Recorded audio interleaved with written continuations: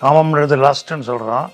அது கெமிஸ்ட்ரி, காதலன் காதலி காமிக்கக்கூடிய கவனம் வந்துட்டு அந்த அன்பு வந்துட்டு கட்டுப்பாடற்றதல்ல, அது கட்டுப்பாட்டில் அடங்குது. அது ஆனால் நம்ம சொல்லக்கூடிய அன்பு கட்டுப்பாடற்ற அன்பின் 7 பொன்னான இலக்கணங்கள் என்று வகுத்து வச்சிருக்கிறோம். அதில் ஒன்று நம்ம சொல்லலாம். கட்டுப்பாடற்ற அன்பு ஜாதியோ மதமோ இனமோ வர்ணமோ குலம் கோத்திரமோ ஆண் பெண் வித்தியாசமோ பார்க்காதது. காரணம், நம்ம எல்லோரும் ஒரே இடத்திலிருந்து தான் இந்த பரம்பரையிலிருந்து பூமியில் மனிதராக அவதரித்திருக்கிறோம். ஒன்றே குலம் ஒருவனே தேவன். அந்த கோணத்திலிருந்து பார்த்தோம்னாக்கா நம்ம ஜாதி மதம் இனம் இதை பற்றிலாம் இனிமே பேச மாட்டோம். அடுத்தது, கட்டுப்பாட்டு அன்பு பிரதிபலனை எதிர்பாராதது. கடமைகளை முறையாகவும் பொறுப்புணர்ச்சியுடன் உணர்ச்சி ஒருமைப்பாட்டுடன் செய்கிறது.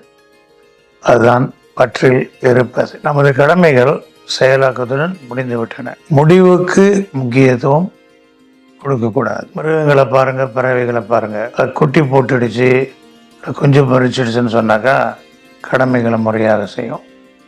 எதையும் எதிர்பார்க்கறது கிடையாது. எதனை செய்ய வேண்டுமோ அதை முறையாக நம்ம செய்த பின் அதுவாகவே செயல்படும். இன்னும் நடைபெறுதோ அதுக்கு பிற்பாடு அத்தனையும் நம்ம சாட்சியாக பார்ப்பது. அதான் உண்மையான அன்பு. அப்போ நம்ம ரியாக்ட் பண்ணுறது கிடையாது, எதிர்பார்ப்பு கிடையாது, ஏமாற்றம்னு ஒரு வார்த்தை வராது. அடுத்தது கட்டுப்பாடற்ற அன்பு. அவரவர் இருக்கும் நிலையை சரியான நிலை என்று முழுமையாக ஏற்றுக்கொள்வது. மாற்றுவது ஒரு புறம் இருக்க, சிந்திப்பதே தேவையற்ற ஒரு முயற்சியாகும். கட்டுப்பாட்டு அன்பு பிறரிடம் நல்லதையே பார்ப்பது, பிறரிடம் பிரகாசிக்கும் தெய்வீகத்தை பார்ப்பதும் உணர்வதாகும். கட்டுப்பாடற்ற அன்பு எதிர்பார்ப்பின்றி முதலில் கொடுக்கும். கொடுக்கறது எதிர்பார்த்துக்கிட்டு கொடுக்கக்கூடாது. நான் இதை செய்கிறேன், மாறாக நீ இதை செய்ய போகிற, அப்படி கிடையாது. முதலில் கொடுக்கணும். அதான் கட்டுப்பாற்ற அன்பு.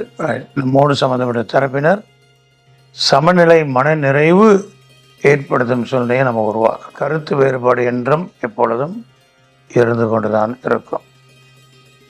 ஆகையினால வாழ்க்கையின் தத்துவமாகவே ஏற்றுக்கொண்டு முதல்ல நம்ம கொடுப்போம். எதிர்பார்ப்பின்றி முதலில் கொடுப்பது. கட்டுப்பாடற்ற அன்பு மன்னிப்பதும் மறப்பதும். நம்ம எல்லோரும் தெய்வீகமாகவே இருக்கின்றோம். சில காலங்கட்டங்களுக்கு மானிடராய் அவதரித்திருக்கிறோம். தப்பு தவறு செய்கிறது மனிதனுடைய இயல்பு. ஆனால் மன்னித்து விடுவது தெய்வீகம். மன்னிக்க முடியாவிட்டால் மனதில் ரொம்ப பாரம் இருந்துக்கிட்டே இருக்கும். என்னத்தில் தடைன்னு சொல்கிறோம். மன்னிக்க முடியலன்னு சொல்லி பாருங்க, குற்றம் காணுதல் இருக்கும், கோபம் இருக்கும், வெறுப்பு இருக்கும், பகைமை இருக்கும், சந்தேகம் இருக்கும், கல் நெஞ்சம் இருக்கும், பழி வாங்குகிற எண்ணமும் இருக்கும். இப்போ சொல்லப்பட்ட இந்த அரக்கர் குணாதிசயங்கள் ரொம்ப கொடூரமானது. சத்தெல்லாம் உறிஞ்சி எடுத்துரும்.